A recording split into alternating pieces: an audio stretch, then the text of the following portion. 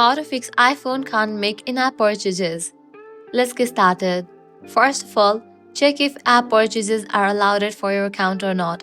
For that, launch your settings, scroll down, navigate to the option of screen time. Head over to the option Content and Privacy Restrictions. Click on iTunes and App Store purchases. Navigate to the option In-app purchases. Check in for the option of Allow. With this, your problem might be resolved. Or you can check if you have enough balance or not. For that, close this, launch your App Store, click on profile icon given at the top right. You'll see the option of Apple Account Balance. Click on that and check whether you have sufficient balance for the purchase or not. If you have enough balance, your problem might be fixed. If still you are getting the issue, you can head towards the next option. That is, check for software updates. Close this and launch your Settings app.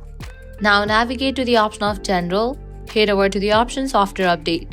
If you find any updates over here, just update your software to its latest version.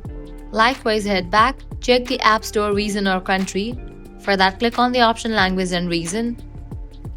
If the region is incorrect, some apps or purchases might be unavailable. Also try restarting your device.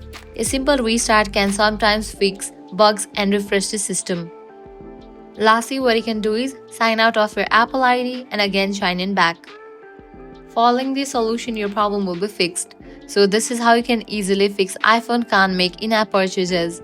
If this guide was helpful, do not forget to like, share and subscribe. Thanks for watching.